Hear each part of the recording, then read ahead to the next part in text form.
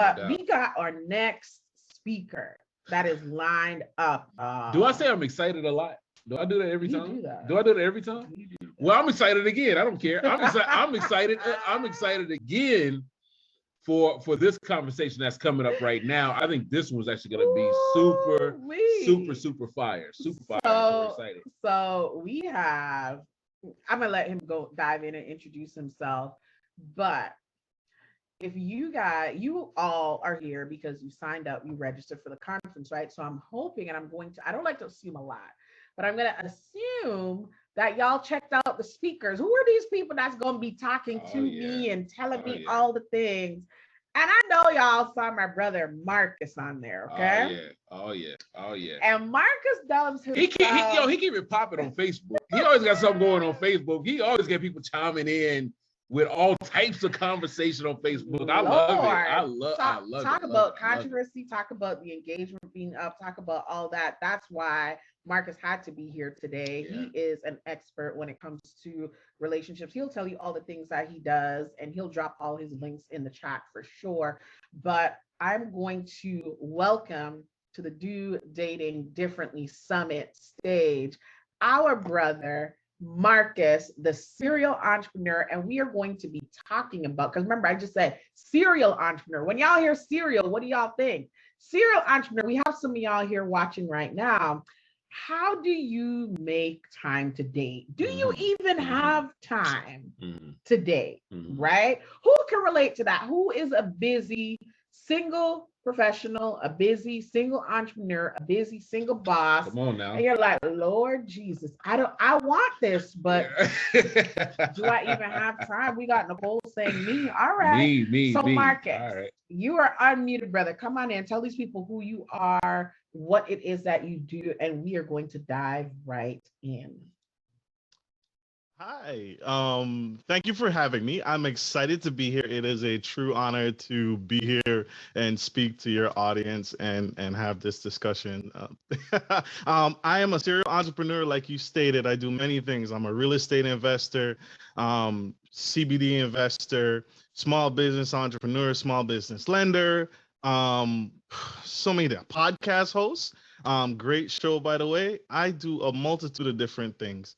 And I hail all the way from the Virgin Islands, the Caribbean. So I am Crujan to my core. All right. So thank you for having me. So there's a Caribbean connection. Same thing with me. People are like, "Oh, Rio, you're from Texas." Yes, I am from Texas, but I am part Caribbean too through marriage. You know what I mean? So I'm with it. I guess it's just a family thing. It's the flavor. It's the flavor. Micca, he lived there for 6 months. He got all the flavor. I said there was 6 months. Like real talk on the street. I'd said about, I'd be like, Rio, go buy me this, and this. So he has. I was in the trenches, no doubt. But anyway, that's besides the point. It's not about me. It's about you and you busy single entrepreneurs that out here trying to manage business and love. So, question for you. I mean, we really have, and I know that entrepreneurship really exploded during the pandemic. Everybody got an LLC during the pandemic, and they realized quickly, especially single people, damn, it's a lot of work being an entrepreneur, and dang, how in the world am I going to manage meeting people and dating and all that? So what they did was they sacrificed one for the other. Is that the recipe for success? Do they have to sacrifice business for love, or is there a way or a strategy that they can make time for both? Great question. So thank you for that. So there is a way. So anything that's worth it, anything of value requires sacrifice. That's why it takes 9 months to have a child, right? The pain, the suffering, the long hours, but it's worth it at the end. So there's always pain when there's value involved. And so I want to start by saying this. And so how we get to that is you partner yourself with someone who's willing to help you unpack. And the first thing I like to point out is you have to be intentional, right? You have to be intentional. You have to be focused, and you have to know what it is you exactly want out of that relationship. The pandemic is true. And what I tell people, what I coach to, what I mentor to, is I tell people what you focus on is what remains. Right? So whatever you give your attention to is what typically stays. And so if you focus on your job, you are neglecting something. And that's what the pandemic did. Many people focused on their job and lost their marriages. Many people focused on their children and lost a home in the process. So what you focus on is what you intend to keep. And so we must be diverse in the things that we focus on and give the things that truly matter in our lives. And that takes self-reflection. So the second point, spend time alone. Take the time to be alone and know thyself, right? Know thyself. Know it is what you want, what you are doing, and what your mission in life is. In progress. Start today. Don't start tomorrow. Don't start next week. Start today. Third thing, be open to making room for that partner. Let's create a space, right? So God created Adam and Eve, and he gave Adam the kingdom of heaven and fruits and the animals and a kingdom. And then he gave him his life partner, which is Eve. And so what we learn in this lesson is a man needs to create a space for his partner to thrive in, because angels do not reside in hell, right? They reside in utopia. They reside in heaven. They reside in paradise. So we need to take charge and create a safe space, a safe environment for our partners to thrive and be their absolute best selves. So be open to making room and space for someone else. We oftentimes spend a lot of time being single and we get comfortable in our singleness. And that does not open the door, or that doesn't leave much room for someone else to come in. And that requires a mindset shift. Also, being intentional. Plan date nights, movie nights, leaving a legacy. Be very focused on having a plan, right? Sitting down, talking about it, having the hard conversations that many of us aren't having in relationships. Incorporate your partner into things. When you find yourself busy, I'll give you an example. One of the relationships that I entertained with this young lady that I was courting, as a real estate investor, when I first started in real estate, I was doing all my own maintenance. I was doing my own property management, all myself. And the thing I couldn't give this young woman was my time. And so what did I do? I invited her to the rental property with me.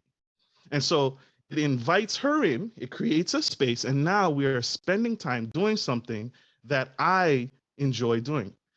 That deserves reciprocity. So, men, partners, make time for your partner and join them in the things that they enjoy doing and have a plan with it. What? You said so much. There were so many. I know we just kind of look at each other blank, but there were so many. Like I had to take a swallow. Wow. Like, you There's said a lot of lot. things I like in there. You talked about, because we heard from Andre earlier, right? Andre was like, listen, when I'm focused on a thing, I'm focused on a thing. I'm building my empire. I am single by choice. Mm-hmm. But y'all are here, Marcus, saying when a man is focused on a thing and focused on doing his thing, and he also desires relationship, and there's someone in his life that he wants to pursue, he puts a strategy in place to make sure that that happens. We talked about strategy on Tuesday, right? He invites them in. So why I'm pointing that out, I want y'all to see that in this relationship game, when you're dating differently, there's no cookie cutter. There's no one strategy fits all. It could be different for all of y'all that's watching this right now. But you have to be, number one, open and communicating effectively to make sure that you are all on the same page. And once you are, you both are flexible, because the end goal is not how many fancy restaurants are you taking me on. The end goal is that we're spending time together and we're getting to know each other. Absolutely. Absolutely. And one thing, there's a lot of things that I like, but I do have to point out two things. One is that you talked about creating the space. You brought up Adam and Eve and have to create the safe space. And you said something, that's a whole bar. Somebody needs to write bar in the chat. He said, angels don't live in hell. Did I say that right? Did I say that right? Oh my goodness, that's a whole quotable and a whole bar. And are we creating a space even before we meet our power mate, before we attract our power mate, where they can actually be safe? Am I working on myself? Am I working on my surroundings? Am I working on the toxicity that's around me? Am I really preparing myself? Not just I want it, but what am I doing to prepare myself for it is the question. But something else I really like about where you went with the story about inviting her over to the real estate property, I think that's a strategy. And we love strategists. We love strategy up in here. So have you experienced times in your dating life where you were maybe having a tough time finding ladies who were, one, interested in what you were doing, and then two, I guess it's a compound question, what does it mean to a man when he does find a woman who's really interested in what he's doing? That means I can support you, I want to be a part of it, all the things, especially as an entrepreneur. How important is that for us as entrepreneurs to find that mate who's really like supportive, invested in each other's success when it comes to business? Does that make sense? I know it's a two-part question, but does that make sense? It makes perfect sense. Yes, you need to be invested in your partner. So I have a finance background. I worked in banking. And one of the things that I would often see when a spouse or partner would pass away is the partner was left distraught, right? I don't know where my husband's money is. I don't know where the money is. I don't know where the life insurance is. I got to close these accounts and all I have in hand is a debt certificate. I had a spouse come to the bank with a stack of papers. She has for years, her husband specialized and did things and she was not involved. You set your partner up for failure. As men, a man that does not plan for his future is failing his family, right? And so when you do not involve your partner in the things that you are doing, honey, I need you to come to this coaching session with our financial advisor because I need you to understand what is going to happen when I am gone. And so it is absolutely paramount to have your partner involved in the things that you're doing. And that does not mean she has to be interested or even like it. But I need you involved. I need you to know who to go to if I am no longer here. I need you to come with me. I need you to sit down and have this financial talk. I need you to listen to what we have to say because I may not be here tomorrow. And so it's absolutely crucial. And men, I pick on my men because that's what my podcast is about. I encourage and I uplift and I want to push our men to do better and to provide more. But I need my men to also be engaged with what your partner is. Many times you see this where the wife gets absorbed into whatever her man wants. I need my men to check back in and say, honey, when I met you, there were goals, there were desires that you had. Are those needs being met? Are you being fulfilled? Are you being lifted up? And are your goals? Many women sacrifice their goals and aspirations for family. I need my men to check back in with their partners to make sure that she does not fall to that wayside and she does not become absorbed into the desires that you want. Even though you're leading, right, you still need to check in. Babe, what is it that you want? The kids are gone. The kids are out the house. What do you want? What fills you up? How can I pour into you today? How can I make sure your desires and your needs are met? I dated a young woman. She was a single mom. And so as I came into her life, it's always, I'm busy, I got the kids, this and that. You know what I did? And this was shocking to her. It wasn't shocking to me, but I paid for a babysitter, right? That goes into planning, which I talked about earlier. It also goes back into intentionality. I am being very intentional that I want to spend time with you. And I'm going to put forth the effort to make sure that we get this time because it is absolutely necessary. And so planning that out and paying for the babysitter allowed us to spend the much needed time that we needed together. And so, did I answer your question? Wow. Wow. So that's I love that's great. That's a whole thing. That's really all good. day, That's right? really good. When a man wants you, when a man is interested in you, you will know. One of the things Marcus said something. He wanted to spend time with this woman and she had excuses. So he trumped her excuse. He paid for a babysitter. Now what? Mm-hmm. If you really want to be with me and go out with me and spend time with me, that you got somebody to watch your kids. Now what? Now right? what? Now what? It's those little things, y'all, that you look for that will let you know that he is really into he's really into you. You're not guessing, you're not trying to jump through hoops and do cartwheels and all that stuff.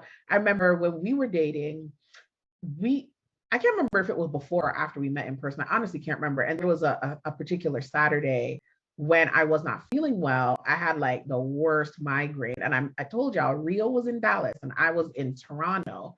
And this man, I was a single mom. I had the boy. So all the responsibility was on me. And they were too young to go cook themselves food. This man made sure that in progress. Those are the things that y'all look for. In Powermate, we teach y'all about your expectations, your boundaries, and your oh my gods. Like the oh my gods are the things that blow you away. You know there's nobody else out there that's going to do it. Now, are all these men going to be doing different things? Yes. But are all of them going to be doing something? No. So you want to gravitate to the ones where you recognize their action. There's a difference from even what you're used to. And don't sabotage it, y'all. Just don't. Because some of y'all, you're not used to getting stuff. You're not used to being treated nice or fair or whatever. And then you sabotage it, you blow it off, and he don't have to sit around and take it. So I'm not going there. So okay, there's a lot, and that's why I love this conversation. I love what you're doing with the men and us stepping up. And I'm not one of those. I'm not a man basher. I know I say that a lot. I'm not that, but I do know that there's another level we can go to. And speaking specifically to men, because that's what I am. I love the message you're sending out to the brothers that we can definitely be better. But you said something about being absorbed, and I know a lot of times, women feel like I'm always the one that's doing the supporting, but where's my support? Especially for entrepreneur women who are very discerning about the men that they're dating. They're very discerning about the people they bring into their lives.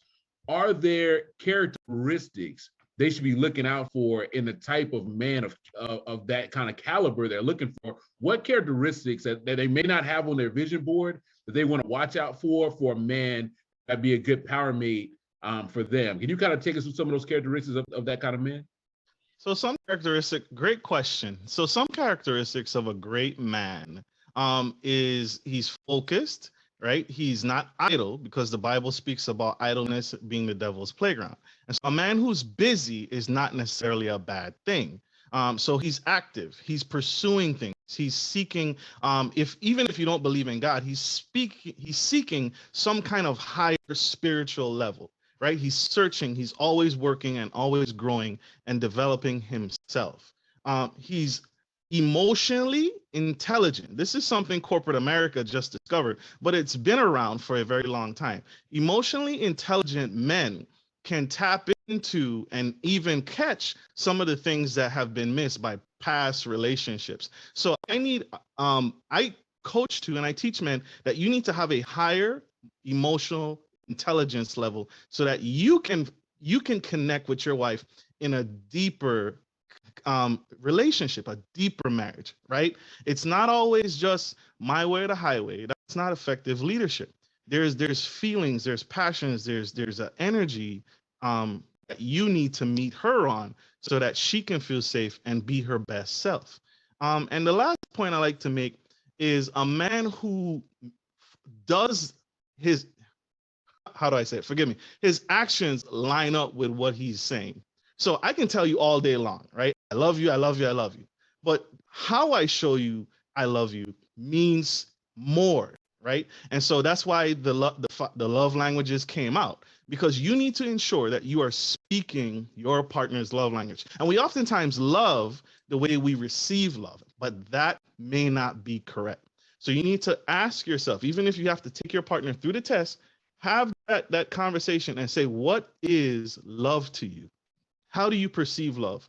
And if you run across this, or if you ever experience this, if there's a pause there, then that is an opportunity for discovery, right? If she has no idea what love looks like, or he has no idea what love looks like, there's an opportunity there to grow, right? Because now it opens the door for you for some deeper level discovery and deep dive into that partner's love language, so you can really blast off and really cast off. And so those are things. Actions line up with words. A man who's seeking a higher growth mindset, spiritual mindset, always moving and shaking. And a man that has a high emotional intelligence level. Mm-mm.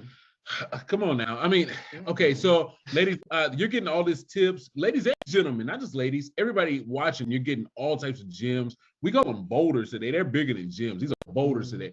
But one thing, I'm going to throw one more tip out here before we ask you a final question, but something that he's saying, but it brings back to my recollection is that, ladies, is that when a man's also ready, he switches his language from I to we, from I to us. And so when you're talking about what you're looking for in characteristics, you're also listening to not just to what he's doing first, but also what he's saying. And a lot of times we'll say it subconsciously. We'll do it without even thinking about it. We'll start talking about it and making plans for us. And if you've been in a relationship and that's not happening, it is I for everything. Every time he talks about what I got to do, what I'm going to do, you got to watch that. So I love the tip that he dropped on us, but that's another one that we want you to listen out for, ladies, if you're looking for a man that might be really ready. And that also relates to you, ladies. And this could be the case, especially if the relationship is brand new or in the beginning. If you are using that I dialect as opposed to the we dialect, I'm doing this. It's my money. It's my house. I have to get it together. I have to make sure we're straight. If you are using that I dialect, that's something that you have to pay attention to if pursuing this relationship with this person is important to you, because a relationship is between you and somebody else. We heard about Andre's definition of that earlier, which is I absolutely love, but you're not going to be relating to you. You are relating to somebody else. So at that point, the I dialect, you got to throw that out, and then you start using the we and the us. But Marcus, I'm sorry, on a deeper level, we have to stop going into relationships with these expectations. You did not love me the way I see you loving me, right? We have to go in with the mindset that, how do you receive love, right? You have an expectation. I'm not saying that's wrong, but I need you to put that to the side and go into this relationship with a blank canvas and let the canvas develop naturally. Let this person show you who he is, and then you need to make a decision on whether you're going to stay or leave. But don't sit there and say, you need to love me this way. I saw you loving me this way, and this is what a man is. No, let that man or woman show you who they are, and then you decide on whether this is for you or not. Absolutely. So Marcus, that's a it. final question before we wrap with you, because this is the Do Dating Differently Summit, right? And all of the speakers have been leaving our audience with one gem or one thing that they can do now to really impact and change the results that they've been seeing showing up in their dating life. What would you say that is for them, from you? I would say, remember why you started, right? And give yourself grace for mistakes, and give yourself the grace to make mistakes in the relationship. And don't let that punish you for a lifetime, right? One of your guests on the clip said, lead with love in all things, right? God doesn't say hold back, don't love, because we are made in his image, right? And so give the way you want to receive. No one's ever gone broke by giving. So give freely, give without hesitation, give without remorse, and love completely. And you have to do something different in order to get different results. And so both of you need to go in all in and see what happens. And you might end up better than where you were. That's it. That Marcus, thank you. Y'all show Coach Marcus some love in the chat, y'all. Please and thank you. Show him some love in the chat. Somebody said, "Can we clone him?" Someone said, right? Said, "Can we clone him?" How do we get you from like you or like clones of you from Virgin Islands? Like, over here because they hear and they're like, ooh, oh, did you tell them if you were single or not? I can't remember if you said that. I am single. Yes, ma'am. Ooh, Lord. Oh, my single Micca, don't ladies. start, Oh, Micca. my single Micca, ladies. don't start. I'm a Don't start. matchmaker, so let me match you up. Don't start, Anywho, Marcus, thank you so much. This has been phenomenal. Absolutely. You guys heard it from him, the serial entrepreneur. But I love that he's not only a serial entrepreneur, but he also uses strategy to ensure that he has time to date. He has time to date. Somebody shooting their Somebody said I'm putting my number in the chat. Listen, girl. If you don't ask, you won't get. A closed mouth does not get fed. They came to the action thing yesterday. And they said we just bought that action. Like I don't know, we were about that action. Listen.